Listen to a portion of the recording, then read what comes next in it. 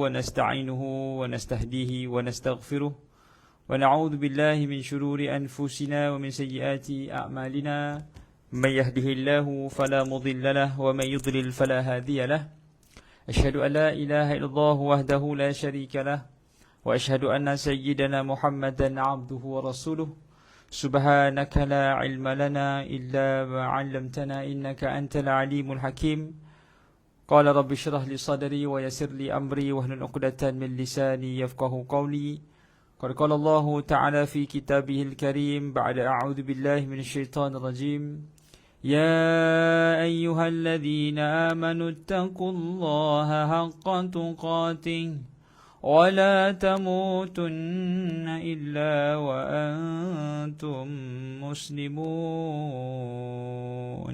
Sadaqallahul azim. Tuan-tuan, puan-puan, muslimin muslimat yang dirahmati Allah Subhanahu wa taala sekalian. Pertama dan selamanya kita merafakkan syukur pada Allah Subhanahu wa taala kerana dengan limpahan kurnia, kasih sayang dan inayahnya dapat sesama kita bertemu pada pagi yang berbahagia pada hari ini. Mudah-mudahan Allah Subhanahu wa taala merahmati, memberkati pertemuan yang diadakan insya-Allah. Selawat dan salam ke atas Nabi kita Nabi Muhammad sallallahu alaihi wasallam. Allahumma salli ala sayyidina Muhammad wa ala alihi wa sahbihi wa baraka wa sallam. Ahli keluarga baginda dan para sahabat, para tabi'in, tabi'in. Doa berpanjangan buat umat Islam yang berada di Syria, di Palestin, di Kashmir, di Xinjiang, di Yaman, di Afghanistan, di seluruh dunia agar diberikan kekuatan berpanjangan. Allahumma amin. Dan kita juga berdoa kepada Allah Subhanahu wa taala dalam suasana kita menempuh ujian kehidupan. Hari demi hari, ujian semakin hari semakin hadir. Kita doakan agar kita diberikan kekuatan untuk menghadapinya, kerana ujian itu adalah tanda bahawasanya Allah Subhanahu wa taala inginkan kebaikan pada diri kita, maka diujinya. Sebab itu kata Nabi sallallahu alaihi wasallam, manusia yang paling dahsyat diuji adalah para anbiya. Dan para anbiya itu adalah golongan yang terpuji, yang dikasihi. Maka bersyukurlah di saat kita diuji, dan lebih-lebih tingkatkan syukur sekiranya ujian itu dapat kita atasi dalam menempuh dalam kehidupan kita insya-Allah. Tuan-tuan dan puan, dan hari ini dah hari ini 25 Mei bersama dengan 23 Syawal ya. Saya kira siapa yang puasa hari ini adalah puasa yang paling krusial sekali. Hari ni siapa yang baru nak start puasa 6, kira hari ni 6 hari ke depan kira habis dah. Hari Rabu, Khamis, Jumaat, Sabtu, Ahad, Isnin. Isnin hari terakhir kita berpuasa di bulan Syawal. Saya kira Isnin adalah hari yang terakhir kita berada di bulan Syawal. Ada yang kata Selasa. Selasa tu kalau hari tak berganjak. Tapi sebab hari kita dah berganjak sehari awal, jadi kita consider Isnin minggu depan adalah hari yang terakhir.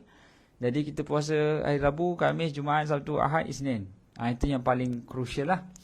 Jadi siapa yang berpuasa yang telah pun habis puasa 6, tahniah, selamat hari raya. Siapa yang tengah proses nak habiskan puasa 6, selamat bermujahadah. Lagi habis, lagi hujung ni lagi tinggi mujahadah dia. Dan bersamalah, saya pun sama juga. Hari ni kira hari puasa yang ke-5 insya-Allah.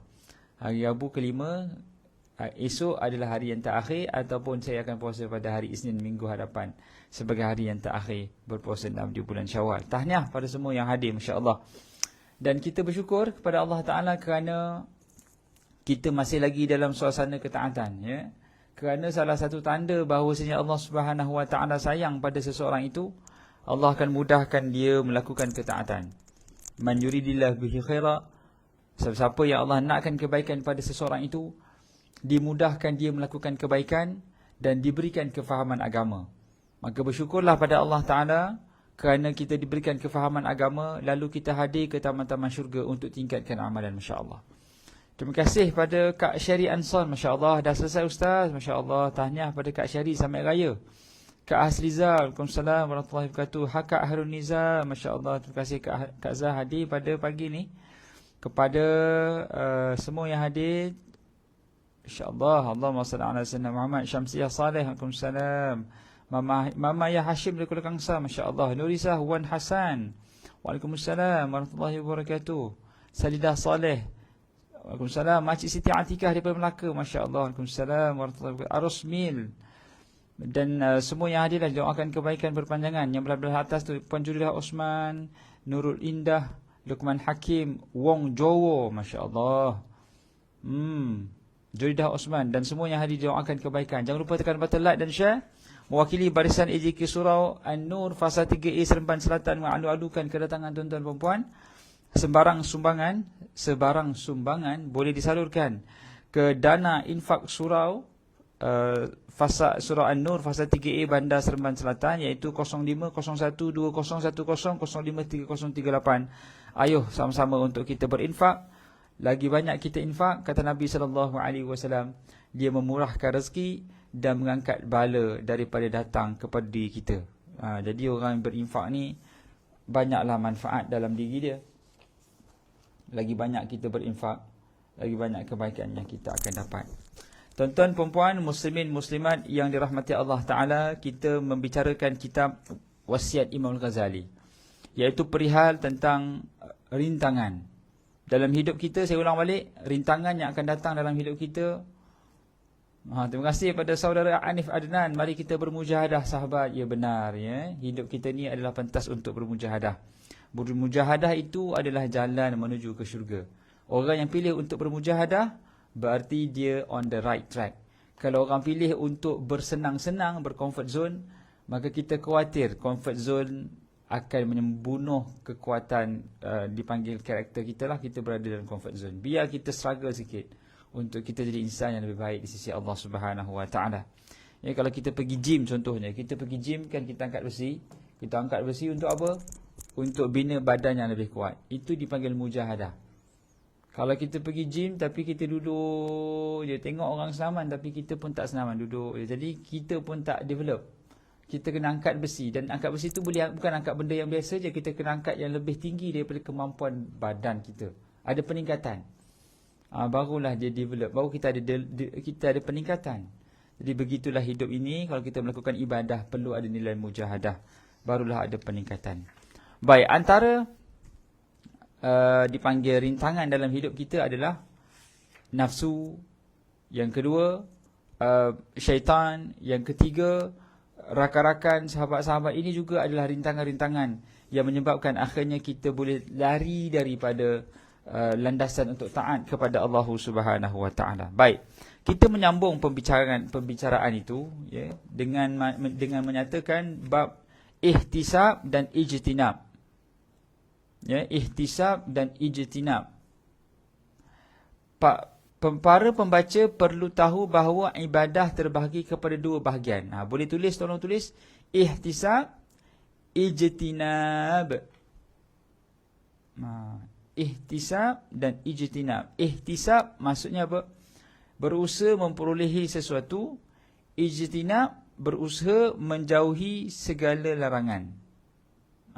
Dalam kita melakukan ibadah, dia ada dua. Kata Imam Ghazali ada dua. Yang pertama ihtisab, iaitu imanan wahtisaban. Ihtisab, kita buat sesuatu penuh pengharapan. Yang kedua ijtinab, kita menjauhi maksiat. Baik, yang termasuk ihtisab iaitu taat, solat, puasa, haji dan seakatan dengannya. Itu dipanggil ihtisab. Man shama Ramadan imanan wahtisaban, ihtisab. Sedangkan yang termasuk ijtinab adalah menjauhi segala maksiat dan kejahatan. Jadi dia mesti ada dua komponen ini. Dalam kita buat ibadah mesti ada dua komponen ini. Buat taat lalu mengharapkan redha Allah, meninggalkan maksiat bersungguh-sungguh. Kalau buat baik pun dia, buat maksiat pun sama naik. Tidak ada nilai ijtinab dalam diri dia. Tak nak tinggal maksiat. Dia okey je. Ibadah dia nak buat juga. Maksiat pun dia nak juga. Jadi tempang. Perjalanan menuju Allah Ta'ala itu akan menjadi perjalanan yang tempang. Terima kasih bagi tulis nota ijtinab dan ihtisab. Masya Allah. Kedua-dua bahagian inilah yang dimaksudkan dengan takwa. Allahu Akbar. Yang kita nak raih sepanjang Ramadan, takwa ni, ya, yang kita nak cedok yang kita telah pun cedok takwa sepanjang Ramadan, yang kita nak bawa keluar ini, maka dia akan ada dua elemen ini, iaitu melakukan ibadah dan meninggalkan maksiat. Ya, dekat mana kita nak nampak nilai takwa dan nilai ibadah ini? Nilai ibadah ni dekat mana? Dekat anggota badan. Kalau kita graduan School of Culinary, sekolah masak-masak, kita akan ada nilai seorang tukang masak. Bila 2 tahun belajar masak-masak, takkan tak pandai masak. Dan takkan nak masak telur dengan ayam ikan goreng je kan. Mesti dia masak something yang special. Dia boleh masak Italia, dia boleh masak Japanese, dia boleh masak Korean, dia boleh masak Spanish, dia boleh masak Mediterranean. Sebab apa? Sebab dia graduan School of Culinary. Dia tahu nak masak tu semua. Dia pegang gula pun dia tahu tekstur gula. Dia pegang garam pun dia tahu tekstur garam. Sebab apa? Sebab dia graduan School of Culinary. Dia ada nilai seorang tukang masak. Tukang masak, tukang ibadah. Kalau dia graduan School of Pharmacist, dia ada nilai seorang farmasi. Ya? Kalau dia graduan nursing, School of Nursing, dia pandai nak ikat anduh, dia pandai nak basuh luka orang. Sebab dia graduan itu. Dia ada nilai itu. Maka samalah kita graduan Ramadan, mesti ada nilai takwa. Nilai takwa ni dia mesti ada ciri-ciri dia. Iaitu meninggalkan maksiat. Buat taat, tinggalkan maksiat. Ini dua-dua mesti ada. Iaitu ada pada mata. Dia kena ada platform, baru nampak nilai tu. Kalau tukang masak, dia mesti ada kuali. Kalau tak ada kuali, dia tak pandai masak. Kalau seorang doktor, dia mesti ada dia punya apparatus, alatan-alatan. Dia baru tunjukkan dia tu seorang doktor yang berjaya. Kalau dia seorang juru ukur, quantity survey ataupun land surveyor, dia mesti ada apparatus, ada barang-barang dia untuk tunjukkan kemahiran. Macam mana nak kira, macam mana nak tunjukkan kemahiran, dia kena ada platform. Maka samalah kita bila kita habis Ramadan, kita ada nilai takwa, kita nak tunjukkan di mana? Kita nak tunjukkan di mata kita, di mulut kita, di tangan kita, di kaki kita, di perut kita, di nafsu kita dan di akal kita. Ada nilai takwa pada seluruh anggota badan. Waalaikumsalam pada Kak Lin Mazlin daripada Johor Bahru, Kak Suzana Amiruddin daripada Ampang, Masya Allah, Kak Mun Maisma, Masya Allah, terima kasih hadir. Puan Siti Mariam Mat Ali, ya Allah, terima kasih hadir. Setia mendengar daripada atas motor merempit, ya Allah Kak Azhar, hati-hati Kak Azhar, oi. Hati-hati Kak, risaunya, ya Allah Akbar. Boleh Kak, tak apa, mengantar anak atas motor tak apa, Allah merahmati, memberkati. Allah Akbar, mudah-mudahan malaikat menjaga kelalang Kak Azhar tu. Daripada menghantar anak tu, selamat perjalanan, selamat pergi, selamat balik ke tanah, ke rumah, insya-Allah. Maka kedua-dua inilah yang dimaksudkan dengan takwa. Dia ada komponen ijtinab, dia ada komponen ihtisab, iaitu jauhi maksiat, buat ibadah. Dia ada dua komponen.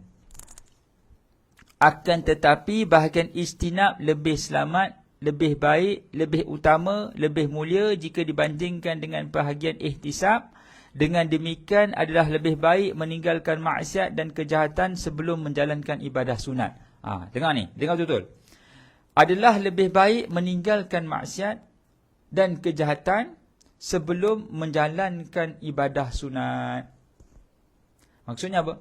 Maksudnya bersedia meninggalkan maksiat itu lebih dituntut berbanding melaksanakan ibadah sunat. Baru kita faham bagaimana nak jadi orang yang salik, orang yang berjalan mengenal Allah. Mujahadah meninggalkan maksiat, sabar meninggalkan maksiat lebih besar berbanding sabar melakukan taat. Dan lebih bermakna, meninggalkan maksiat itu lebih besar impak dia daripada kita buat ibadah sunat. Jadi berusaha meninggalkan maksiat itu besar pahala dia. Yang mana ramai orang tak nak meninggalkan maksiat. Dia hanya kata, saya tak boleh tinggalkan maksiat Ustaz, tapi insya-Allah umrah tiap-tiap tahun saya buat. Sudah. Jangan main-main Ustaz, saya ni memang kalau bab tengok benda-benda maksiat ni saya okey Ustaz. Tapi insya-Allah Ustaz, dengan duit-duit hasil daripada collection saya buat buat apa-apa aktiviti yang lara ini, saya akan bangunkan rumah anak-anak yatim. Kita pun tepuk dahi juga kadang-kadang, macam kita tak nak terima ibadah kebaikan, kita tak nak sambut kebaikan dia, rasa macam tak elok juga. Tapi dengan maksiat itu, dia rasa dia seronok nak buat. Bahkan dia mempromosikan maksiat dia buat. Jadi pun, Allahu Akbar, kita kena utamakan meninggalkan maksiat berbanding melakukan ibadah sunat. Apa artinya kita buat ibadah sunat, tapi pada masa yang sama kita buat maksiat yang mendatangkan kemurkaan Allah. Ibadah sunat ni ibadah sunat tambahan. Tetapi meninggalkan maksiat Itu adalah lebih utama. Meninggalkan maksiat, benda yang haram, benda yang Allah murka. Ya, apa yang kita nak sebenarnya daripada Allah Ta'ala dalam keadaan kita buat ibadah sunat, tapi pada masa yang sama masih lagi terpalit dengan dosa-dosa yang tidak sepatutnya kita lakukan. Allahu Akbar, ya. Sebab tu kita sebut tadi, mata ni dia ada nilai, dia ada ihtisab dan ijtinab. Mata ni dia akan tengok benda ibadah. Pada masa yang sama dia tengok benda maksiat. Pergi umrah, kita tengok Kaabah, kita dapat pahala. Kita tengok Al-Quran, dapat pahala. Tengok wajah mak ayah, dapat pahala. Tengok pasangan, dapat pahala. Tengok bukit buka gunung ganang, dapat pahala. Pada masa yang sama jangan tengok maksiat. Jangan tengok wanita ajnabi. Jangan tengok aurat yang terdedah. Jangan tengok aib orang. Itu adalah benda yang dipanggil check and balance dia. Kita kalau ada baldi, kita isi air, jangan bocorkan baldi tu. Ni baldi tu isi air, lepas tu baldi tu dibocorkan. Akhirnya nanti tak dapatlah air tu dalam baldi tu. Lepas tu buat apa isi air dalam baldi? Isi dalam baldi yang bocor. Sebab matanya buat maksiat, pada masa yang sama nak buat ibadah. Sama juga telinga. Telinga yang Allah berikan ini mesti tunjukkan nilai takwa pada telinga. Pada dia dengar Al-Quran, pada masa yang sama jangan dengar benda maksiat. Mulut pun sama, dia nak baca Quran, pada masa sama jangan mengumpat. Tangan pun sama, dia nak infak, pada masa sama jangan ambil hak orang. Kaki pun sama, pergi ke tempat-tempat ibadat, pada masa yang sama jangan pergi tempat-tempat maksiat. Nampak tak? Perut pun sama, dapat makan benda-benda yang halal, tapi jangan mengidam makanan-makanan duit-duit yang haram. Ya. Kita ni perut ni lah, sebab duit ni kena hati-hatilah. Dia bila dapat duit tu kecil, benda duit haram tu nilainya kecil, dia tak kisah. Tapi nilainya besar, ada fikir panjang tu. Kalau kau ambil ni sedap juga. Tak bayar zakat. Allahu Akbar. Siapa yang dapat duit kabel SP baru ni, dia tak bayar zakat. Cuba cakap. Ada yang kata ke saya, Ustaz, perlu bayar zakat ke? Allahu Akbar. Zakat ni, ialah memanglah perlu bayar zakat. Pasal dia rukun Islam. Rukun Islam kan kena bayar zakat. Bukan mengelak zakat. Syahadah la ilaha illallah. Syahadah, dua syahadah tu. Solat 5 waktu. Puasa di bulan Ramadan. Bayar zakat. Menunaikan haji. Zakat ini rukun Islam. Yang dikira, macam mana saya nak lari zakat? Kita nak lari rukun Islam ke macam mana tu? Yeah. Waalaikumsalam Kak Zurainah Ju. Waalaikumsalam. Terima kasih pada Puan Siti Mariam. Allahumma salli ala sayyidina Muhammad wa ala alihi wa sahbihi barak. Wassalam. Bagi orang yang belajar untuk melakukan ibadah, atau dengan kata lain dalam peringkat pertama ijtihad, sebaik-baiknya dia memberikan perhatian yang lebih utama kepada bahagian ihtisab. Akan tetapi bagi ahli ibadah lebih utama ke atas mereka untuk memberikan perhatian dengan menjauhi meninggalkan perbuatan maksiat. Dengan makna di atas, maka golongan ahli ibadat dari bahagian kedua adalah lebih banyak jika dibandingkan dengan yang lain. Adapun golongan ahli ibadat itu ada 7. Allahumma salli ala sayyidina Muhammad. Ada 7 golongan ahli ibadah. Pada peringkat awal, kita ijtihad. Kita bermujahadah untuk buat ibadah. Itu peringkat dia. Daripada tidak buat ibadah. Ahli maksiat yang tidak buat ibadah. Ini peringkat yang paling bawah sekali. Lalu dia berijtihad untuk buat ibadah. Ijtihad ni maksudnya berusaha melakukan ibadah. Maka dia dipanggil peringkat ihtisab. Dia buat kebaikan, tapi maksiat buat juga. Itu dipanggil peringkat ijtihad untuk buat ibadah, lalu sampai ihtisab. Lepas dapat ihtisab, dia kena ijtinab, tinggalkan maksiat. Begitu, meninggalkan maksiat dan kejahatan sebelum melaksanakan ibadah-ibadah sunat. Maka bila dia sampai ke peringkat ihtisab itu, yang peringkat yang tinggi ni, bukan ijtinab ini, maka dia kena tinggalkan maksiat yang sedang dilakukan. Pada masa yang sama, tingkatkan ibadah sunat. Allahumma salli ala sayyidina Muhammad wa ala alihi wasallam. Ketika 7 golongan ahli ibadat itu mengadu masalah kepada Nabi Yusuf, pada Nabi Yunus. Mereka berkata, wahai Nabi Yunus, ada orang yang suka mengerjakan solat sunat dengan mengabaikan ibadah-ibadah yang lain. Memang benar, solat adalah tiang agama, iaitu dengan ibadat, dengan tetap melaksanakan solat semata-mata kerana Allah dengan bersungguh-sungguh dan rendah diri serta memohon pertolongannya. Perkara ini adalah baik. Di samping itu juga ada golongan ahli ibadah yang hanya berpuasa dan juga hanya bersedekah. Maka wahai Yunus, sekarang aku akan menjelaskan kepada kamu mengenai berbagai masalah tadi. Kata mereka seterusnya setelah mereka mengatakan, jadikanlah sembahyang kamu untuk bersabar dalam menghadapi sengsara dan derita. Berserahlah kepada Allah dan jadikanlah puasa kamu itu untuk mendiamkan diri, iaitu tidak mengucapkan kata-kata yang kotor. Jadikanlah sedekahmu untuk menahan diri dari menyakiti hati orang lain. Ini kerana sedekah yang paling utama adalah tidak menyakiti dan mengganggu orang. Manakala puasa yang baik pula ialah dengan menyerahkan diri sepenuhnya kepada Allah Subhanahu Wa Taala. Jadi yang paling utama ialah mengerjakan ijtinab, menjauhi maksiat dan memeliharanya.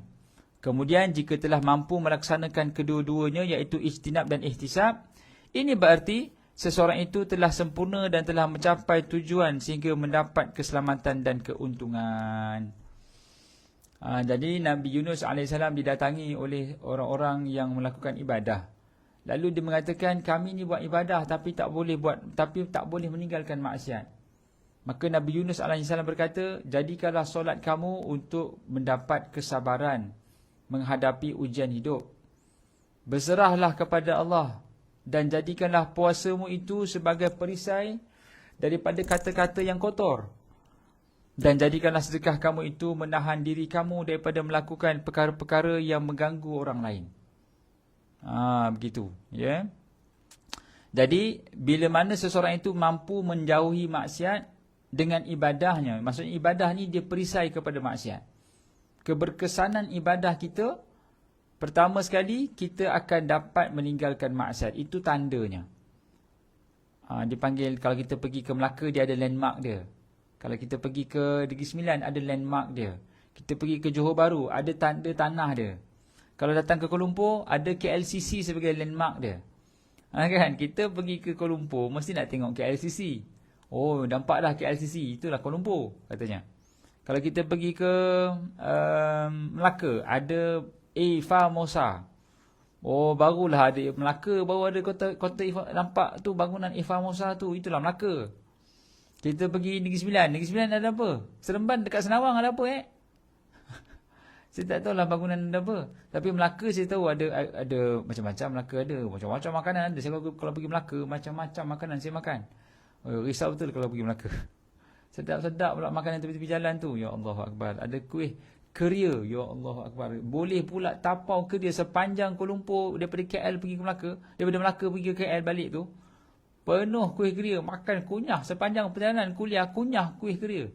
Oh teruknya. Ya Allah Akbar. Patut badan tak kurus-kurus. Dan Alhamdulillah sekarang ni sebab lama tak pergi Melaka tu. Badan tu kurus tu. Kalau pergi Melaka bau banyak juga makan kuih keria tu. Jadi mesti ada tanda, mesti ada landmark. Oh, Seremban masak lomak cili api. Ya tak, ya juga. Masya Allah. Baik, Makcik Siti Atikah datang Melaka. Insya Allah ada kesempatan saya datang Melaka. Daripada Senawang tu terus turun ke Melaka. Masya Allah. Baik, jadi apabila kita melakukan ibadah, ya, dia mesti ada tandanya. Apa tanda penerimaan kita? Gula Melaka, Masya Allah. Asam pedas. Ya tak, ya asam pedas. Apakah tanda ibadah kita diterima? Yang pertama, kita mudah buat ibadah. Yang kedua, kita tidak ada rasa nak buat maksiat. Itu tandanya. Tanda seseorang itu diterima ibadahnya, dia tidak ada selera nak buat maksiat dah. Begitulah keadaannya. Dimudahkan buat ibadah. Dimudahkan buat ibadah. Jadi kalau kita rasa buat ibadah, maka betul lah tanda tu. Tapi maksiat pun sama naik, maka tanda kedua kita tempang. Usahakan pada tanda yang kedua, iaitu kita tidak mahu lagi buat maksiat. Ada punuk kuning kalau ustaz datang Melaka. Allah. Baik Makcik Siti Atikah, Makcik bagi tahu bilakah tarikhnya. InsyaAllah kalau ada kesempatan saya terus turun ke Melaka. Tapi bukan dalam bulan Syawal dah, dalam masa dekat ni pasal open house. Minggu ni je open house. Ya Allah Akbar, tak boleh buat bincang dah. Oh, tak boleh buat bincang. Esok je, Khamis je, penuh dah jemputan. Tak tahulah kenapa orang buat raya pula dah. Jamuan raya hari Khamis. Pagi ada raya, tengah hari jamuan raya, petang jamuan raya, malam jamuan raya. Sebab orang dah habis dah gamaknya dah. Orang dah habis dah puasa tu. Tapi orang yang macam saya ni hari terakhir tu saya kena lanjakkan sampai ke hari Senin minggu depan. Barulah puasa 6 habis. Kalau tidak, tak sempatlah nak menghabiskan puasa 6. Ya, itu memang salah sendirilah pun. Elok dah puasa, buka. Last sekali sampai dah hari-hari tak akhir ni barulah kelang kabut. Orang dah sibuk open house, awak puasa lagi tak? Baik, jadi jika hanya dapat melaksanakan salah satu daripada keduanya sahaja, pilihlah bahagian ijtinab. Kata Imam Ghazali, kalau suruh dipilih sama ada buat ibadah atau tinggalkan maksiat, tinggalkanlah pilih meninggalkan maksiat kerana ia sudah memadai untuk menyelamatkan manusia. Jika tidak demikian, manusia akan rugi daripada kedua-duanya. Kalau diberi pilihan untuk tambahkan ibadah ke atau tinggalkan maksiat, Imam Ghazali kata pilih tinggalkan maksiat. Tolong tulis. Tolong tulis di bawah ni kalau ada peluang untuk buat ibadah. Pada masa yang sama peluang untuk meninggalkan maksiat. Tinggalkan maksiat yang sedang dilakukan itu. Itu lebih utama daripada kita buat ibadah terus sambung maksiat. Ya. Tak tahulah apa juga konteksnya kita ni. Dalam apa juga konteks. Jangan surah AJK surah kata kat Masjid Siti Antikah, AJK surah An-Nur kata kalau nak jemput jangan lupa jemput dia sekali. Kita ajak Tuan Zul datang ke Melaka sekali. Terima kasih kepada Tuan Zul. Pulut kuning tu semua orang suka tu. Ya Allah Akbar. Baik. Cuba pembaca renungkan apa gunanya seseorang mengerjakan solat sunat semalaman suntuk tetapi dirosakkan oleh niat buruk. Apa gunanya seseorang itu berpuasa jika dia masih mengucapkan perkataan-perkataan buruk pula dah buruk. Ni pulut kuning lah ni, terbelit-belit lidah saya. Terdapat satu riwayat Ibnu Abbas radhiyallahu anhu bertanya seseorang, bagaimana pendapat Tuan mengenai sifat kedua orang ini, yang seorang banyak berbuat baik tetapi banyak juga kejahatan yang telah dilakukannya. Sedangkan yang seorang lagi hanya melakukan sedikit kebaikan dan kejahatan yang dilakukannya juga sedikit. Yang mana lebih baik? Jawab Ibn Abbas radhiyallahu anhu, aku tidak akan memilih selain daripada keselamatan. Maksudnya apa? Memilih orang yang kurang mudarat itu. Oleh itu kesimpulannya ialah lebih baik memilih yang sedikit kebaikan dan kejahatan daripada banyak kebaikan tetapi banyak juga jahatnya. Habis. Contoh, ada seseorang yang sedang menderita suatu penyakit untuk diubati. Untuk mengubatinya ada dua cara, iaitu berubat dan berpantang. Apabila kedua-duanya sudah tersedia, ada ubat dan sanggup berpantang, maka insya-Allah pesakit itu akan sembuh. Akan tetapi jika perlu membuat pilihan antara makan ubat dan berpantang, maka adalah lebih baik berpantang kerana tidak ada gunanya makan ubat tetapi melanggar pantang. Oh, bagus juga ni. Ya. Imam Ghazali kata, contohnya kalau macam ada sakit, dia ada dua pilihan untuk makan ubat dan berpantang. Tapi kalau ubat tak ada, maka pilihlah berpantang. Tapi kalau makan ubat tapi tak jaga pantang, tak jadi juga. Jaga pantang tu maksudnya kalau dia lepas operate. Contohnya perempuan ataupun seorang ibu yang lepas bersalin. Dia potong perutnya. Potong perutnya. Maksudnya operate, Caesar. Dia kena banyak pantang. Tak boleh makan minyak-minyak. Tak boleh makan seafood, takut gatal. Macam-macam lah pantang orang perempuan. Mana saya nak tahu, saya bukan orang perempuan. Tapi nak ceritanya banyak pantang dia. Kalau macam contohnya saya ada resdung. Ni resdung. Kalau bila sinus attack, banyak benda kena pantang. Makanlah ubat sinus. Tapi kalau tak pantang, tak makan, tak pantang seafood, lepas tu dia tangkap balik. Ya Allahu Akbar. Dulu masa saya kecil-kecil dulu, saya memang ada sinus, ada resdung. Tapi lepas dah besar ni, sinus tu macam tak ada pula. Kan? Dulu kecil-kecil ada sinus, ada resdung, ada asma. Kena pantang. Ubat pun makan, pantang pun ya. Tapi kalau ubat dah habis, memanglah kena pantang. Kalau makan ubat lagi pun memang kena pantang juga. Jadi pantang sama jugalah kita buat meninggalkan maksiat dan buat ibadah. Buat ibadah dan meninggalkan maksiat, dia mesti serentak.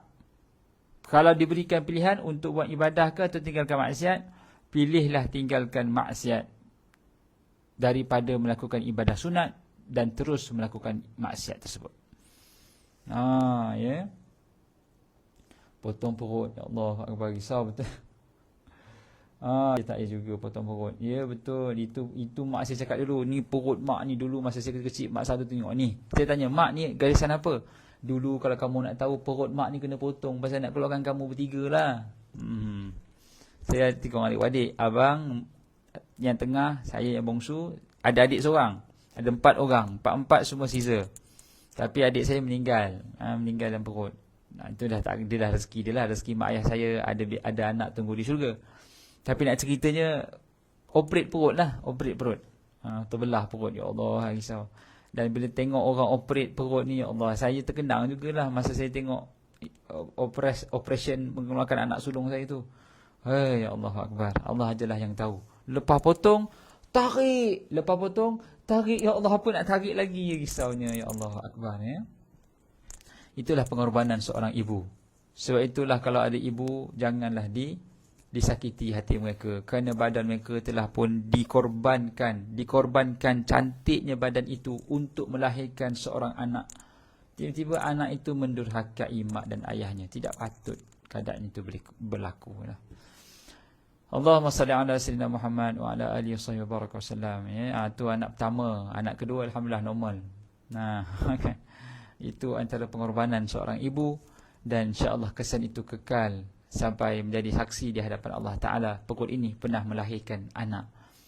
Jadi asbab untuk dia dilindungi daripada api neraka, masya-Allah. Jadi tuan-tuan dan puan, kita berakhir di sini. Jangan lupa untuk terus infak ke tabung surau, fasa surau An-Nur, fasa 3 East Seremban Selatan.